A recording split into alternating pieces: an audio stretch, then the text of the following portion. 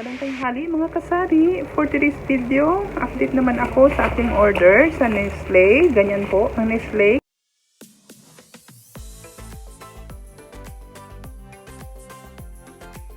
So pagka nag-shipping sila, talagang nilalagyan nila ng food items. Kompleto po sila ng mga signage ba tawag dyan, sticker, para alam ng rider na pagkain ang laman. So safe na safe po. Open po natin.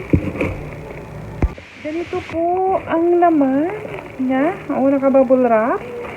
At ito po ay Nestle products nga po. Kagaya ng sinabi ko, nag-order ako kasi same price lang din naman kaysa pupunta pa ako. Ngayon, ito lang ang sadya ko. Mamamasahe ako ng 240 kasi 120 ang pamasahe dito sa amin. One way, back and forth, 240. I-order ko na lang. Ayan. Kasi alam ko naman na pagdating sa Nestle, talagang safe. O, see? Safe talaga siya. Kung anong nakikukuha natin sa supermarket, ganyan din po.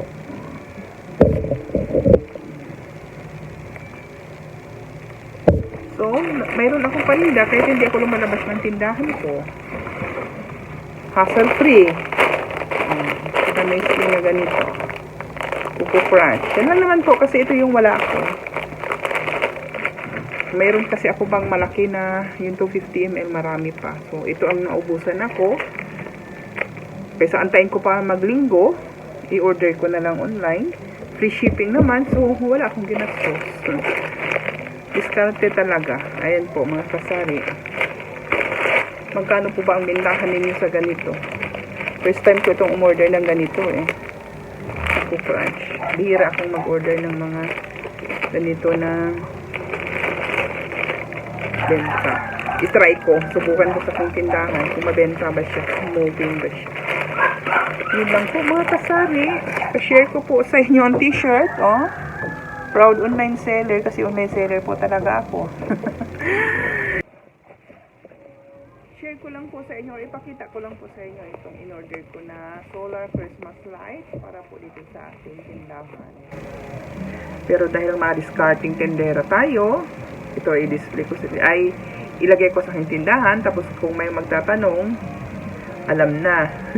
Orderan ko na lang sila kasi mamura siya. Kumpara mo dito sa binibenta dito sa mga supermarket dito, mas mura ang kuha ko. Ayan. Tinesting ko na yung isa kanina kung working ba siya. Kasi kinausap ko naman ang seller dito. Napaka-testing bago i-ship. At responsive siya. Maganda. Working siya talaga. Nakamura ako. Best buy ito ngayon.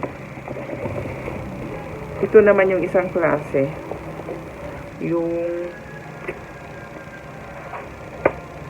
iba yung design niya. Ganyan, oh. Ganyan.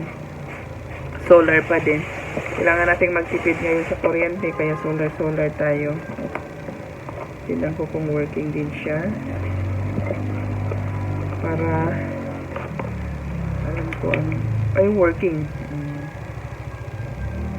Ganyan siya. Teardrop ang tawag dito. So, dahil nga kaya ng sinasabi ko, pag unang beses ko palang bumili, kunti lang talaga. So, isang ganito. Tapos, tatlong ganito. Yung ordinary design lang ng Christmas light.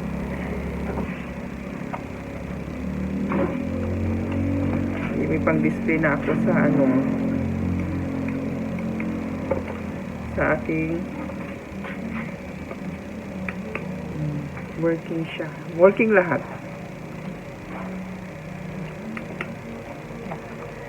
Hindi ko, baling marami, basta hindi ko mangangamba sa aking babayaran sa kuryente.